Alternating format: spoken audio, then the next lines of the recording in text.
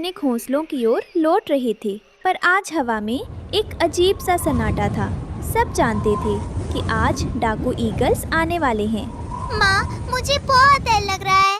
क्या वो चील हमें ले जाएगी? नहीं बेटा, जब तक मैं जिंदा हूँ कोई तुम्हें छू भी नहीं पाएगा। अपनी आंखें बंद करो और चुपचाप सो जाओ। अभी रानो ने चैन की सांस ली ही थी कि काल की परछाई ने उसके घर को घेर लिया।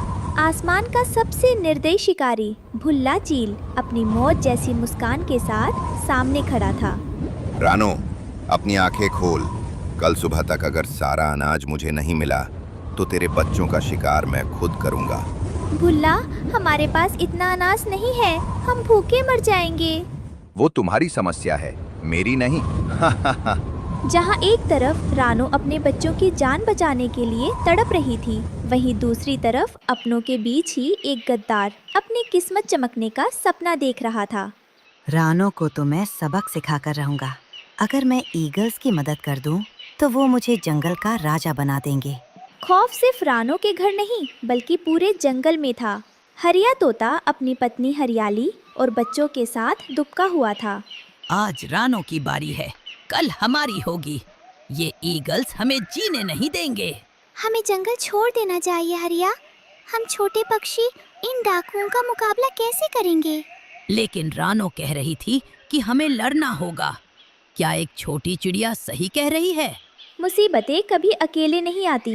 एक तरफ बुल्ला चील की धमकी थी तो दूसरी तरफ कुकू की तबीयत बिगड़ती जा रही थी। सूखा पड़ने के कारण रानो के पास उसे खिलाने के लिए एक दाना भी नहीं बचा था। माँ, बहुत भूख लगी है, पेट में दर्द हो रहा है। धैर्य रख मेरे बच्चे, माँ अभी कुछ इंतजाम करती है।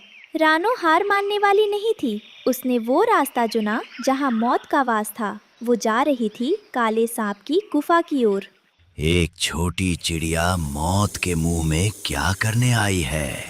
सांप भाई, मुझे खा लो, पर मेरे बच्चों को बचा लो। ईगल्स हमें रोज सताते हैं। अगर आप मेरी मदद करेंगे तो मैं उन्हें आपके बिल के पास ले आऊंगी। ईगल्स का मांस मुझे पसंद है। ठीक है, उन्हें मेरे पास लाओ, बाकी काम मैं कर लूंगा। जहाँ पूरा जंगल डर में था, वहीं ठाकुर कौवा अंधेरे का फायदा उठाकर ईगल से अपनी वफादारी का सौदा कर रहा था। हुजूर, रानो ने सभी पक्षियों को भड़काया है। वो चुप बैठने वाली नहीं है। उस छोटी चिड़िया की इतनी मजाल। तू बस नजर रख ठाकुर, जैसे ही वो कोई कदम उठाए मुझे खबर दे देना। जरूर मालिक, बस याद रखिएगा, राजा बनने के बाद आधा जंगल मेरा होगा।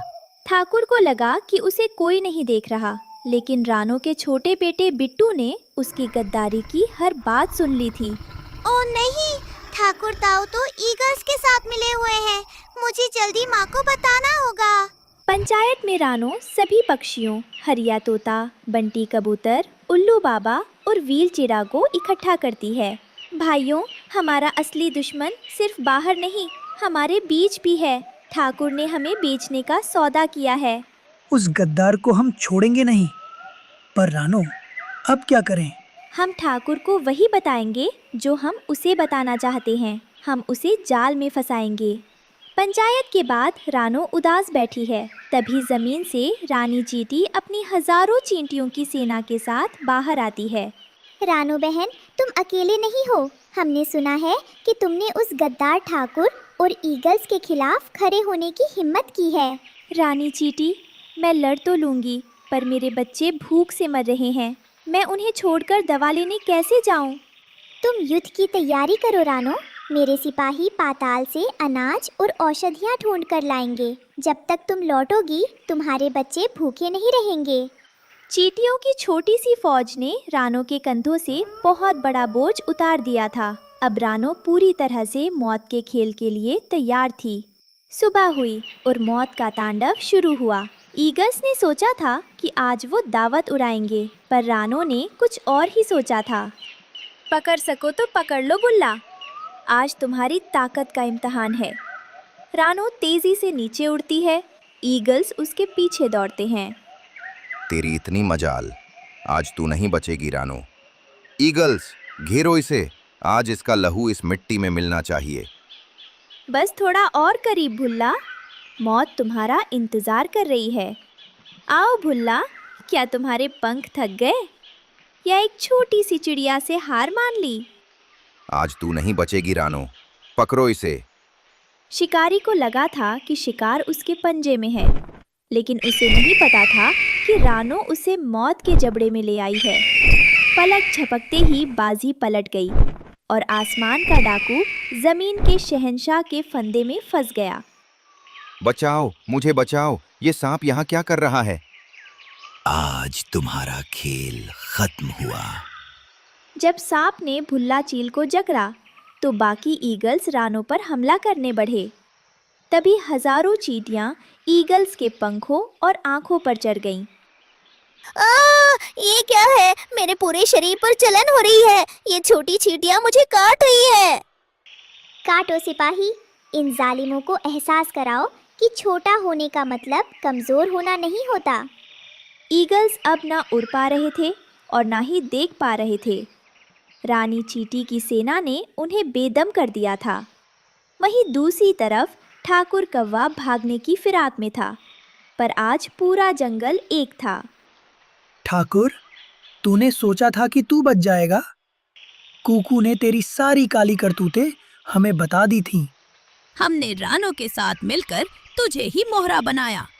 तूने ईगल्स को यहाँ बुलाया और अब देख, वो खुद काल के गाल में है।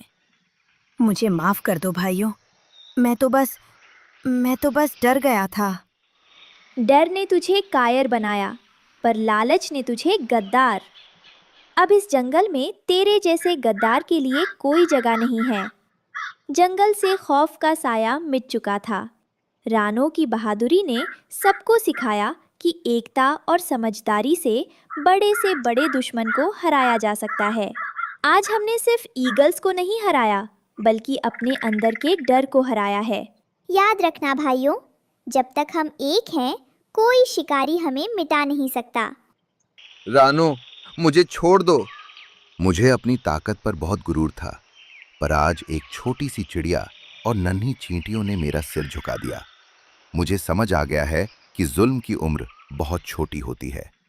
भुल्ला, ताकत कमजोरों को कुचलने के लिए नहीं, उनकी रक्षा के लिए होती है। तुमने हवाओं का अपमान किया है। मुझे माफ कर दो रानो। मैं और मेरे साथी वादा करते हैं कि आज के बाद हम कभी किसी मासूम पक्षी पर नजर नहीं उठाएंगे। हम ये जंगल छोड़कर हमेशा के लिए दूर चले जाएंगे। अपनी मौत देखकर मुझे एहसास हो गया है कि अपनों को खोने का डर क्या होता है।